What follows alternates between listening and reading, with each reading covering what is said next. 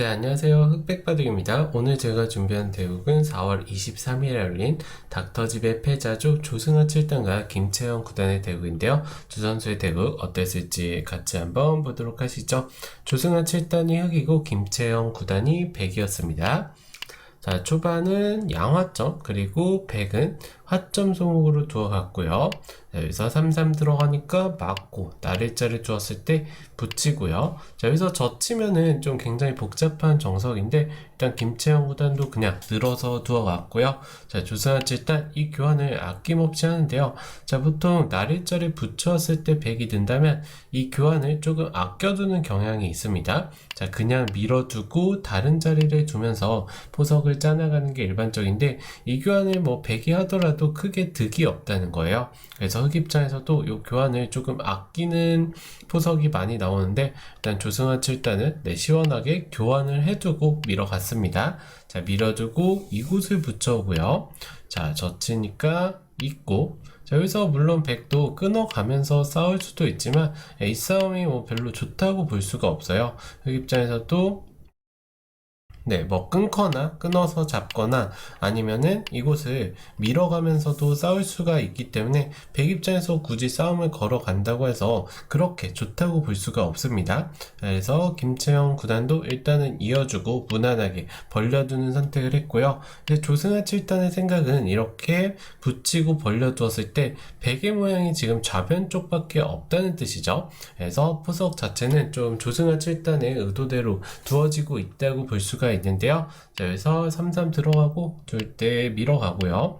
자, 굉장히 무난무난한 포석이라고 볼 수가 있고요. 선수를 잡은 백이 이곳을 이제 걸쳐 가는데요. 자, 한 칸 역공하니까 이수의 의도는 이제 백이 침투해서 정석 진행을 한다면 다시 한번 선수를 잡고 흑이 서로 마주보는 자리인 상변 쪽 아니면은 이 하변 쪽의 모양을 키워가겠다 이런 의도로 볼 수가 있고요. 물론 우상기 쪽에 백에게 집을 주긴 했지만 전체적인 두터움도 흑도 두터운 그런 상황이기 때문에 흑 입장에서는 불만 없는 포석이라고 볼 수가 있고요. 자, 김채영 구단도 흑의 의도대로 더 이상 두어주기 싫다 해서 이곳을 바짝 다가가는 수를 선택을 했습니다. 자, 붙여갈 때 바로 끼워왔네요. 자, 여기서 물론 백은 다가와서 상변 쪽을 벌려두었기 때문에 뭐 이런 자리를 두면서 하변 쪽을 삭감을 하던지 이런 식으로 삭감이 가능한 장면이죠. 하변 쪽을 삭감을 하던지 아니면은 좌변 쪽을 막아두면서 좌변을 키워가는 선택을 할 수도 있고요. 자, 그런데 김채영 구단은 흑이 만약에 호구나 이렇게 치받으면서 제압을 한다면 우상기가 두텁고 좀 큰 집이라는 뜻이에요. 그래서 바로 끼어가면서 살려가는 선택을 했고요. 자, 여기서 젖혀 이으니까 입구자 두고요.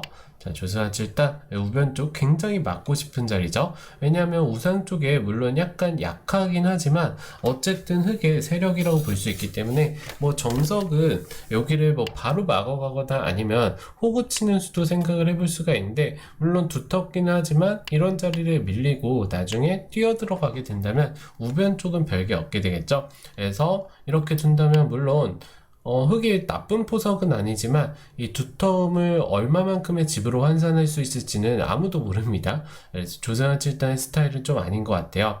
그래서 조승환 7단도 우변 쪽을 막아두면서 이 붙이는 수를 허용하더라도 충분히 싸울만 하다 그런 판단을 한 것 같아요.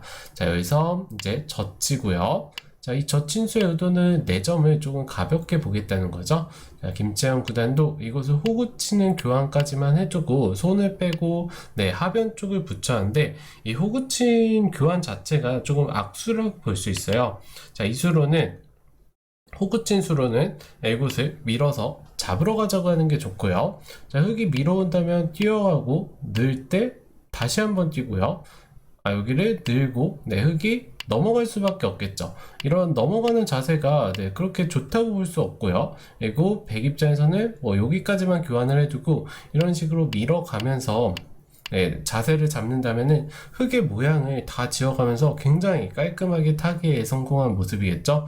그렇기 때문에 흑 입장에서도 4점을 살리는 선택은 별로 좋지가 않습니다. 자, 그렇다면 어떻게 둬야 될까요? 바로 이곳을 먼저 한 칸 뛰어가는 수가 좋은데요. 자, 백이 차단할 때 끊고요. 잡을 때 단수치고 때리는 건 축이죠. 늘 수밖에 없는데 빵따냄하고 이곳을 이제 끊어 잡으면서 백은 확실하게 흙 5점을 잡으면서 실리로 많은 득을 받고요. 자, 흙은 그 다음에 이곳을 젖혀 있는 선수 활용을 한 다음에 중앙 쪽을 넓혀 간다면 물론 우상기 쪽에 백에게 많은 큰 집을 주고 여기 끊는 약점도 남아 있지만 흙의 세력이 그에 상용할 만한 가치를 가졌기 때문에 이 바둑도 충분히 흑백서로 둘만한 그런 진행이라고 볼 수가 있겠네요. 자, 하지만 김채영 구단이 이곳을 밀어가지 않고 그냥 호구치는 교환을 해놨고요. 자, 이 수의 의미는 이제 호구친 수의 의미는 나중에 이곳을 젖히는 뒷맛을 보겠다, 아니면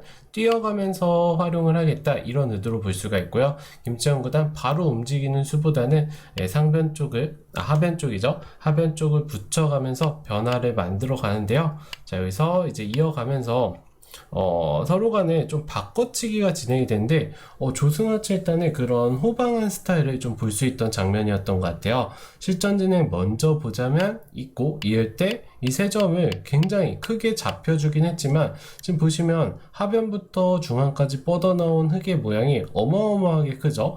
그래서 결행을 하기 쉽지 않을 것 같은데 일단 결행을 하면서 좌쪽 세 점보다는 중앙 쪽에서 더 큰 집을 만들 수 있다, 이런 판단이었고요. 보통이라면은 이 장면에서 어쨌든 이 좌변 쪽이 크기 때문에 이렇게 이어두고 뭐 붙여 나가면서 살아가는 선택을 할 것 같은데 조승환 7단이 굉장히 모양 좋게 키워가는 선택을 했고요. 자, 여기서 김채영 구단이 이제 노려왔던 젖히는 수를 결행을 하는데요. 이 수로는 뛰어가고 이런 식으로 타개를 하자고 하는 것도 가능하고요. 실전처럼 젖히는 수도 가능한데요.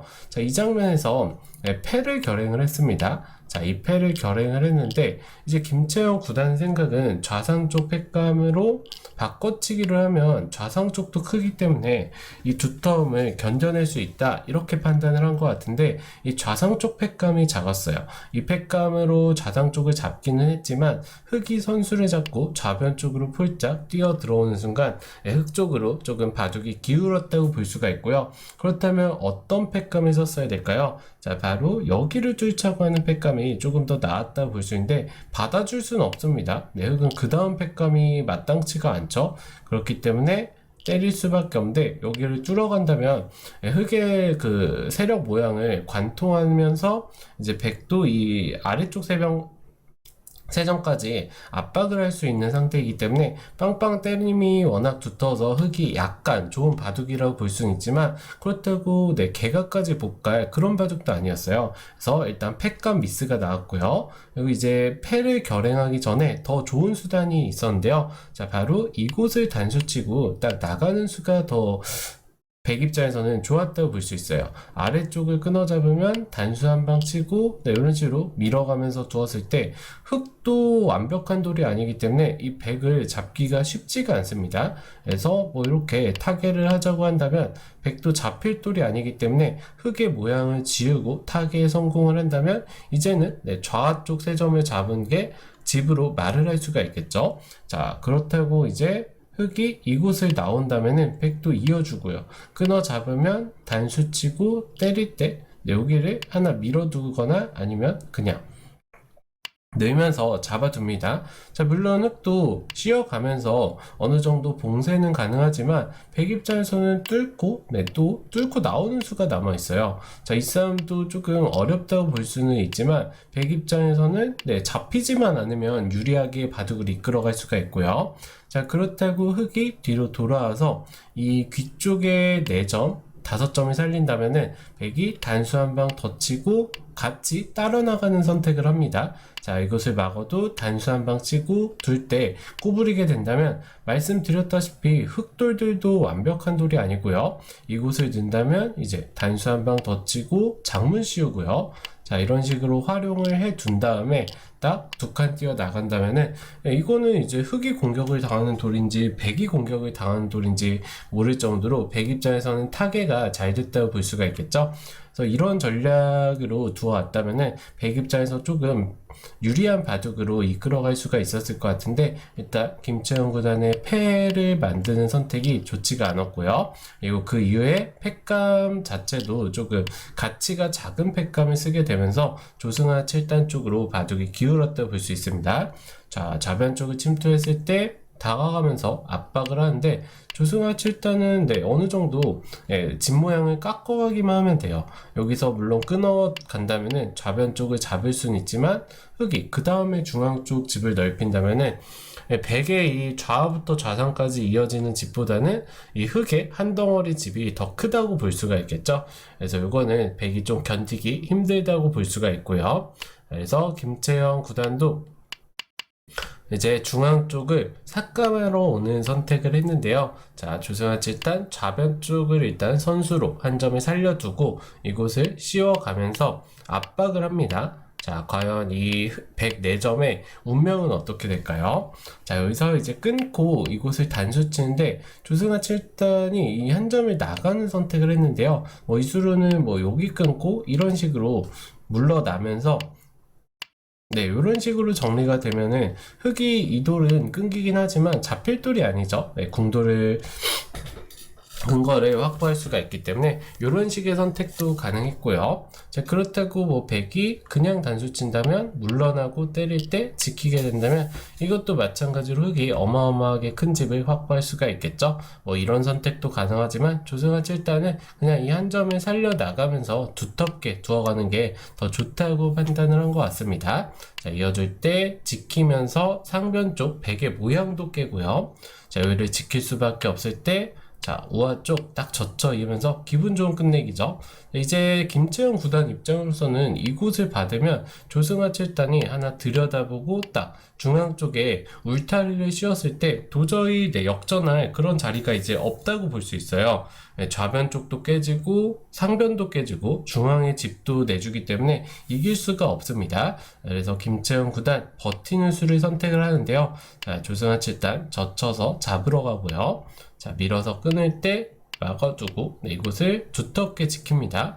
자, 보통 같으면 이 자리 이을 수밖에 없는 장면인데 흑이 딱 지켜버리게 된다면 중앙 쪽은 깨는데 성공을 했지만 우아 쪽이 잡혀있기 때문에 이거는 이길 수가 없어요. 자, 그래서 김채영 구단으로서 계속해서 버텨간다고 볼 수가 있는데 자, 조승아 7단이 두텁게만 정리를 하고 있습니다. 확실히 이제 승기를 잡았다는 뜻이죠.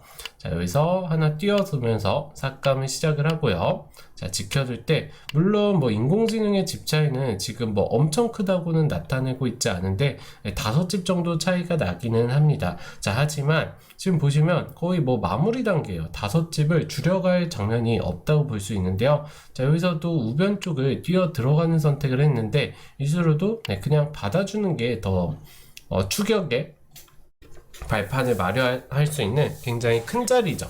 물론 이 젖혀있는 끝내기가 기분 나쁘긴 하지만 우변보다는 확실히 이 좌 쪽을 잡아두는 게 더 큽니다. 그래서 어쨌든 우변 쪽을 두어왔을 때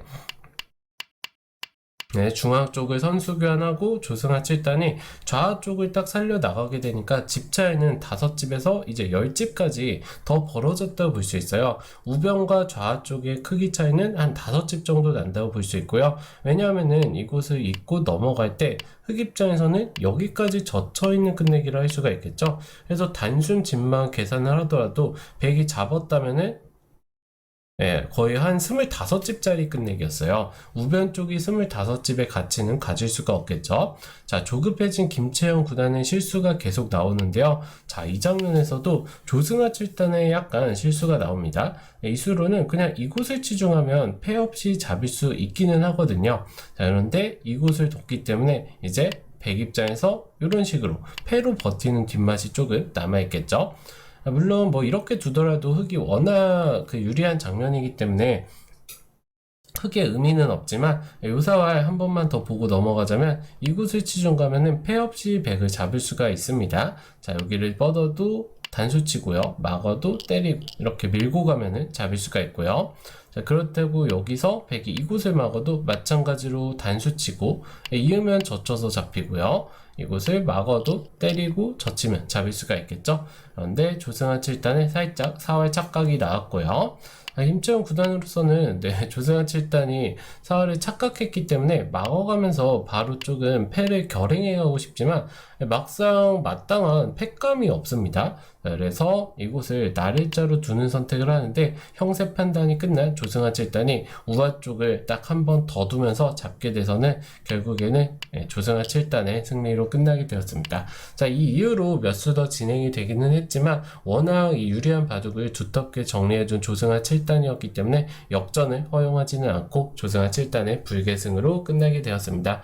자, 이제 그 승자조에서 떨어지고 패자조로 내려왔기 때문에 한 번 더 지게 되면 이 바둑 닥터지배에서 완벽하게 탈락을 하는 시합이었기 때문에 두 선수에게 굉장히 중요한 대국이라고 볼 수 있었는데 조승환 7단이 김채영 9단을 꺾으면서 한 번 더 기회를 얻게 되었네요. 자, 아무튼 제가 오늘 준비한 대국 소개 여기서 마치도록 하고요. 오늘도 시청해주셔서 감사합니다.